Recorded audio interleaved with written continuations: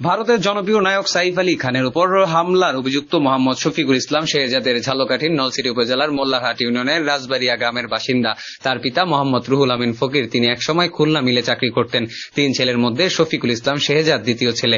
শেহজাদ নলছিটি থানায় হত্যা সহ একাধিক মামলার আসামি। মোটরসাইকেল ড্রাইভার রফিকুল ইসলাম হত্যা মামলার পরে তিনি এলাকা ছেড়ে আত্মগোপনে ছিলেন। পরিবারের সঙ্গেও তার কোনো যোগাযোগ ছিল না।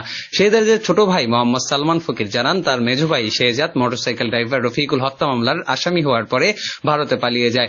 দেশে থাকা অবস্থায় বেশ কয়েকবার পুলিশের হাতে আটক হয়। তবে সে ভারত পালিয়ে যাওয়ার পরে তার সাথে পরিবারের কোনো যোগাযোগ আছে কিনা সে জানেন না বলে জানান। তার প্রতিবেশী মোসাম্মদ রহিমা আক্তার সম্পর্কে চাচি হয়েছেন। তিনি বলেছেন, তার চলাফেরা একে রকম ধরনের ছিল, কোনো কাজ করলে কি হবে সেটা নিয়ে ভাবতো না।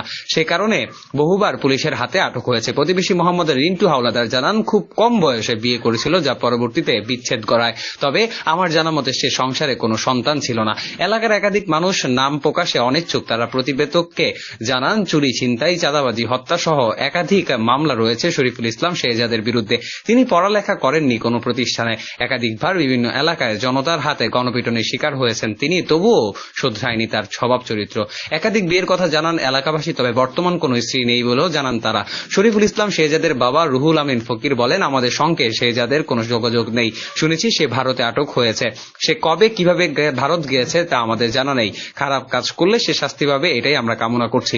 মোল্লারহাট ইউনিয়ন পরিষদের সাবেক চেয়ারম্যান আব্দুল সালাম জানান, 2017 সালে নলছিটি মোল্লারহাট স্টিল ব্রিজের কাছে ভাড়ায় মোটরসাইকেলের চালক রফিকুল ইসলামকে হত্যার ঘটনায় রাজবাড়িয়া গ্রামের মোহাম্মদ শরীফুল ইসলাম শেহজাদকে আসামি করা হয়। এই ঘটনার পরে তিনি এলাকা ছেড়ে আত্মগোপনে চলে যান।